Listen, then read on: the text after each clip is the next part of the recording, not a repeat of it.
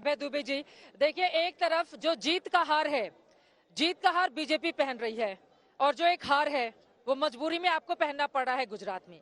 लेकिन सर इस बात को भी आपको समझना होगा, बीजेपी के नेताओं ने जिस तरह की ताकत देखी, हिमाचल की जीत आपकी बड़ी है और वहां पर प्रियंका गांधी वाड्रा की मौजूदगी रही, लेकिन गुजरात में 17 में अच्छा करने के बावजूद आप उतनी 77 सीटें भी अगर अपने पास नहीं रख पाते हैं और बीजेपी को सत्ता से उखाड़ने की बात तो आप छोड़ ही दीजिए, गुजरात में इतनी भारी भूल कांग्रेस पार्टी की ओर से क्यों की गई?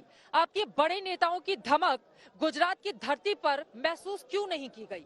ये मौन लहर चलाकर आप अगर चाहेंगे कि बीजेपी जैसी मुखर पार्टी को हरा देंगे तो फिर आपका यही हाल होगा। गुजरात में सबसे बुरी गत अपनी बना ली है कांग्रेस पार्टी ने इस बार।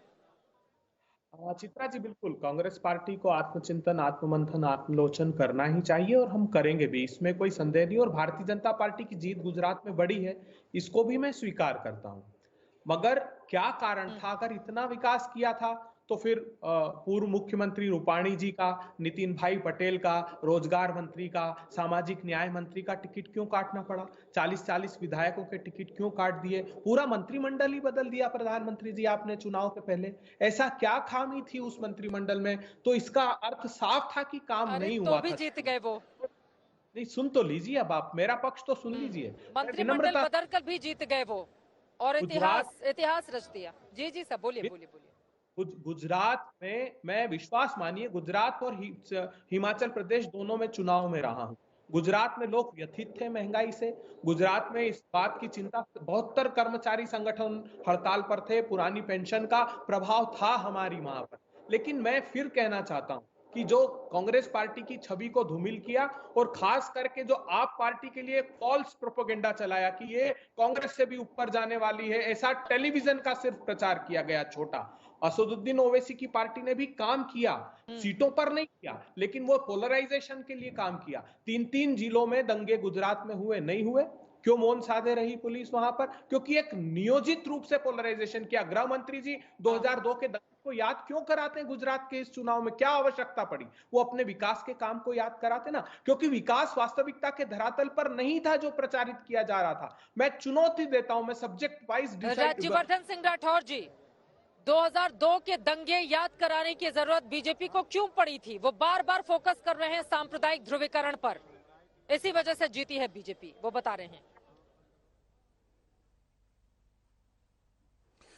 तुष्टीकरण की राजनीति करने वाले अगर देश को तोड़ने के लिए लगेंगे तो हम हमेशा याद रखेंगे, क्योंकि इस देश के अंदर तुष्टीकरण को हम स्वीकार नहीं करते और ना ही देश का बंटवारा होने देंगे, धर्म के नाम पर हो चाहे जातियों के नाम पर हो। ये एक बार नहीं 100 बार सुन ले कांग्रेस वाले। और दूसरी बात, ये जो मंत्रिमंडल पूरे बदलने की बात करते हैं तो हमारी तारीफ में है हर तरफ से। ना कार्यकर्ता कोई चू करता है, चाहे मुख्यमंत्री हो चाहे साधारण कार्यकर्ता हो।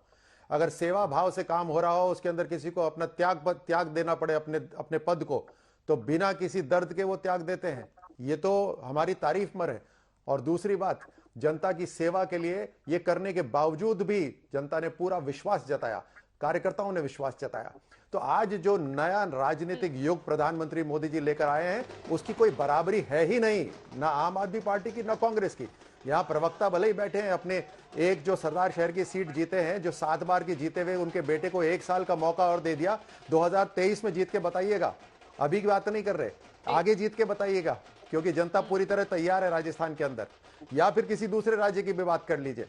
तो आज जो स्तर है भारतीय जनता पार्टी का, उस स्तर का मुकाबला करने की तैयारी करिए आप, चाहे आम आदमी पार्टी हो चाहे कांग्रेस हो। चित्रा जी, अभय दुबे जी, सीखना तो आपको पड़ेगा ही, लेकिन उसके पहले देवू सिंह चौहान जी, मैं आ रही हूँ अभय जी। देवू सिंह चौहान जी भी मंत्री हमारे साथ जुड़े हुए हैं, केंद्रीय मंत्री देवू सिंह चौहान जी, मैं आपसे जानना चाहूंगी, देखिए प्रचंड जीत है, मोदी लहर है, शानदार प्रदर्शन है, अब तक ऐसा नहीं हुआ, भविष्य में होगा या नहीं होगा, ये सारी बातें समझ में आ रही हैं। लेकिन दूसरी तरफ राजनीतिक विश्लेषक ये भी बोल रहे हैं कि अगर आम आदमी पार्टी और असदुद्दीन ओवैसी की पार्टी वोटों का बंटवारा नहीं करती तो भारतीय जनता पार्टी की इतनी बड़ी जीत नहीं होती गुजरात में। ऐसा हुआ है क्या?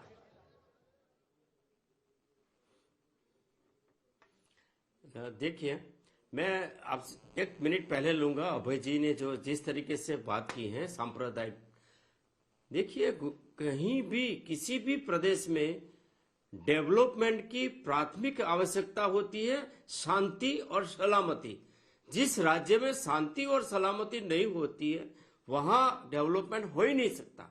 और गुजरात में जिस तरीके से जो तुष्टीकरण की राजनीति के कारण गुजरात की जो माहौल बना था उस माहौल को हमने कंट्रोल भी किया और इसके बाद डेवलपमेंट भी किया। इसलिए हम हर समय हर चुनाव में ये मक्कमता से याद दिलाएंगे कि गुजरात की ये स्थिति कांग्रेस ने बनाई थी और हमने उस स्थिति में से कांग्रेस को नहीं गुजरात को यहां तक पहुंचाया है। तो ये हर चुनाव में बोलेंगे। और रही बात आपने जो बोली कि आम आदमी पार्टी का, तो ये सही बात है कि कांग्रेस के जो वोट थे वो आम आदमी पार्टी ने कहीं न कहीं उसको शेयर किया है। इसका मतलब ये नहीं है कि हमारी सरकार नहीं आती। आम आदमी पार्टी तो 2022 में आए, इससे पहले 17 थे, इससे पहले 12 थे, इससे पहला 7 थे, इससे पहले 2 थे। 2002 से 1 से लेकर हर बार हम जीतते आ रहे हैं। वहां कोई आम आदमी पार्टी के कारण नहीं जीते। इसलिए आम आदमी पार्टी और कांग्रेस को आत्ममंथन करना चाहिए कि गुजरात की जो विकास को समर्थन करने वाली जनता है, जो सामाजिक सौहार्द भी चाहती है, उसके दिल में कैसे जगह वैसे भी बोल रहे हैं कि हम तो केवल 13 ही सीटों पर लड़े, अब आप लोग हार रहे हैं तो उसकी जिम्मेदार ओवैसी की पार्टी कैसे हो गई? बाकी सीटों पर जीत दर्ज कर लेती कांग्रेस पार्टी। नहीं, देखिए, देवो सिंह जी की साफ गोई से बात करने की मैं प्रशंसा करता हूं, मगर विनम्रता से पूछना चाहता हूं राठौर साहब से भी कि जैसे राजस्थान के कन्हैया कुमार जी का जिक्र किया, क्या उसी प्रकार गुजरात के अहमदाबाद में किशन भारवाड़ की नृशंस हत्या नहीं की? क्या दावत इस्लामी के 2000 दान पात्र पाकिस्तान का आतंकी संगठन अहमदाबाद में मिले? एनआईए की जांच भी नहीं कराई। क्यों? क्योंकि चुनाव में नुकसान हो जाता। आपने राजस्थान में एनआईए की जांच कराई, अच्छी बात है।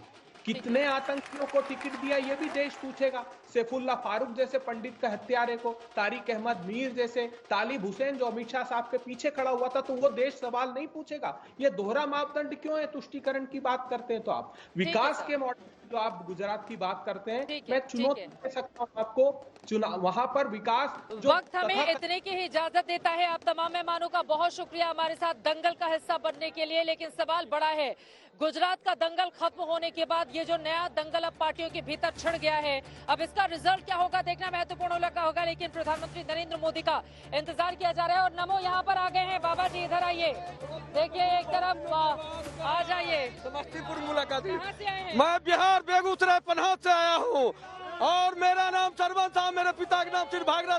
क्या करने आए हैं? मैं जय भारत। मैं जीत का जश्न मनाने आया हूँ। और ये देखिए नमो नमो करते हुए ये आ गए हैं, जिंदाबाद के नारे भी लग रहे हैं।